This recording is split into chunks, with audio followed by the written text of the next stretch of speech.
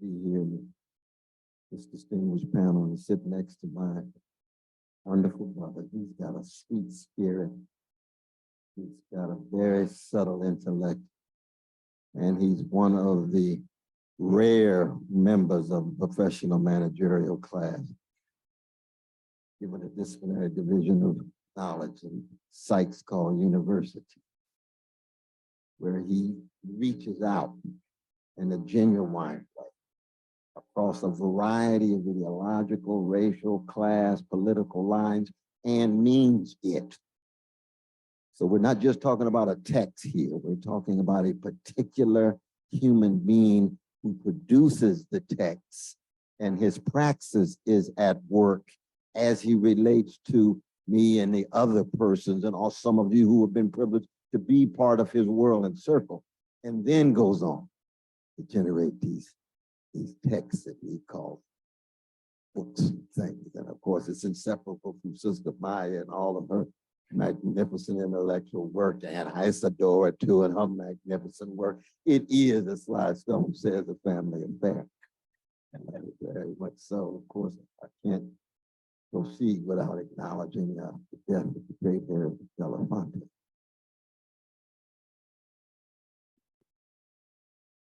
Graduate of Columbia Law School, one of the most distinguished graduates of this law school.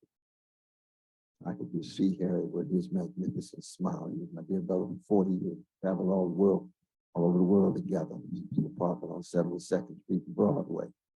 And he used to say, Paul Robeson gave me backbone. Martin Luther King nourished my soul. And I think about that in regard to this text.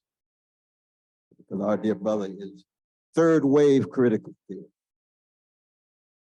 First wave, hit a block, Adorno, not a lot of light available, modification, saturating every nook and cranny, bureaucratization, saturating every attempt to engage in opposition against it. There is no way out, with maybe a little Schronberg atonality.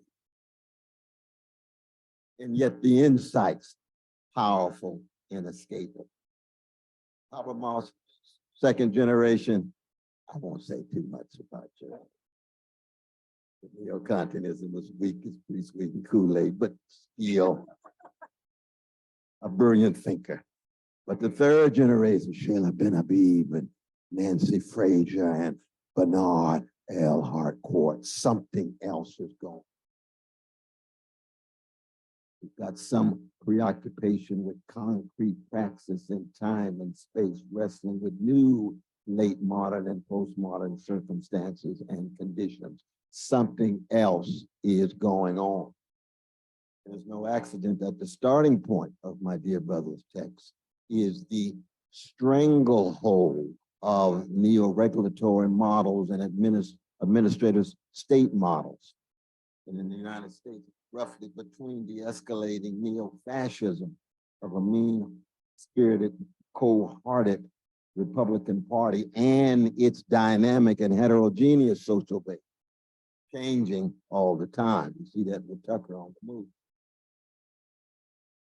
But then the milquetoast and mediocre and hypocritical neoliberal Democratic Party with its heterogeneous, dynamic social base. Very interesting to see Brother Bernie come out so quick, endorsing Biden. Fascinating. Certain kinds of new possibilities as we begin to see, or it becomes to be able to reveal and expose how we find a new way out. Here comes a cooperative society. There is a way out outside of these two models. And I do, for me, when I think of the term cooperation, I think of Ralph Ellison's definition of jazz as antagonistic cooperation. Think of the wonderful text by Bob O'Neill, probably the best thing written on jazz in the last 25 years here at Columbia. Jazz and collage and montage and various ways in which subaltern peoples have attempted to engage in forms of resiliency and resistance. Think of the three elements of that. First one of blues. That was because the blues ain't nothing but catastrophe lyrically expressed. So as an intellectual, catastrophe becomes your object of investigation, not problem. Leave that for the professional manager. It's never been a race problem. It's been catastrophe visited upon Black people and indigenous people and Asians. It's never been a woman's problem or a trans problem. That's from the vantage point of the establishmentarian gaze. These catastrophes visit upon these people. So to reduce the catastrophic to the problematic is already a move for the professional managerial class to have these problems that they can manage. But it's not like that. At all. Catastrophe has all these different levels: ecological, nuclear, economic, social, psychic, cultural. And then the question becomes, is there really a way out? Here comes the Harcourt. Praxis. What am I to do? What are we to do? Given all of the sophisticated intellectual weaponry that we can cultivate over time and space, in the end, what kind of courage are we going to exert given the structures of conformity and complacency and cowardliness that shot through most of the professional managerial class in all of its various forms? Let's see the granddaughter of Stanley Cavell, who's here. Did you know that? Sister Liza, where's Sister Liza? Just raise your hand, Sister Liza. Give it, just what I want. But when I mention, I hear Stanley's name.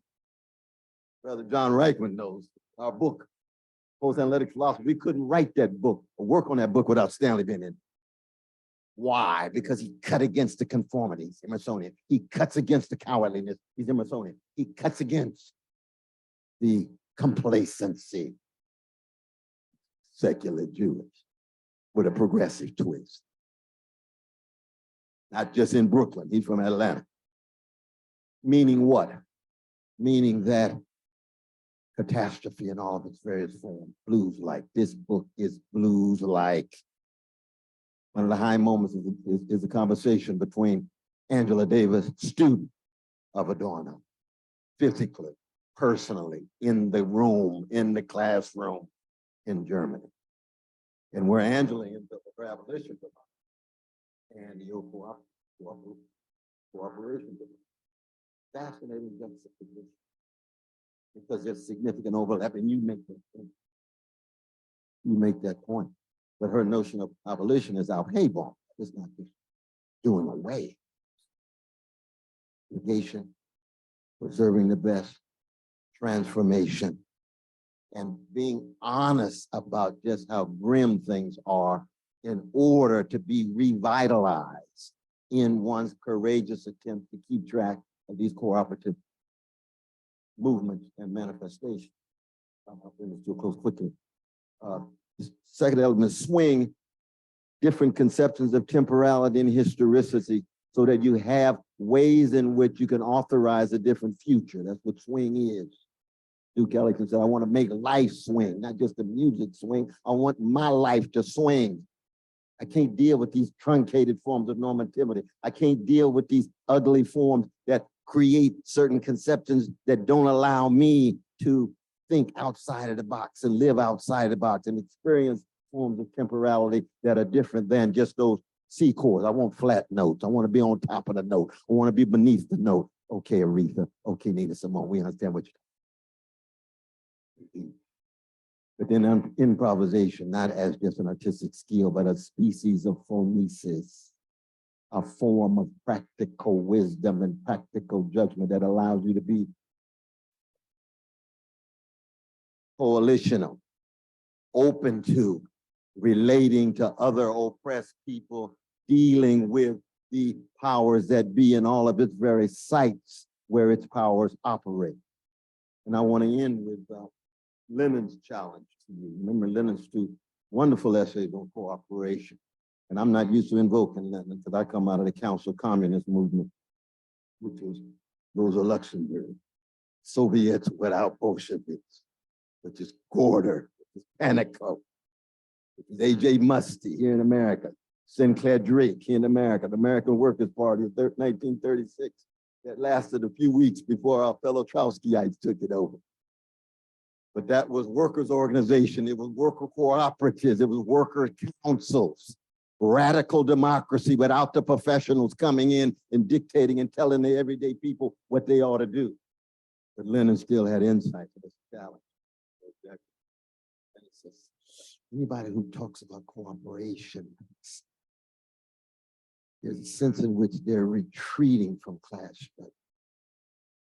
They've almost given up on winning class struggle. The power of capital is too overwhelming. Let's create some interstices. Let's create some countervailing sites. But in the end, we can't win class struggle. These folk are gangsters. They'll crush our leaders. Paul Robeson was under house arrest for 21 years on 4645 Walnut Street, living in his sister's house, and his best friend, W.B. Du Bois, in 30 Grace Place in Brooklyn, living under the same conditions. These are some gangster folk. The FBI and CIA are serious. How are we going to win that? Lenin said, that's part of the challenge you have to have. But the other challenge Lenin said was what? Militarism and imperialism around the world. Cooperation discourse can easily become so domestic and even Eurocentric, not Eurocentric, US-centric, or tied to various nation states, the 190 some nation states in the world, and not really want to come to terms with empire. Amazing, 68 empire in the history of the species of the United States, or the Chinese empire, or the Russian empire, or the Indian empire, that more population than China in a few weeks. And Lenin is right about it. So that the shadow of Adorno still, even in this magnificent text, written by this wonderful brother, my brother,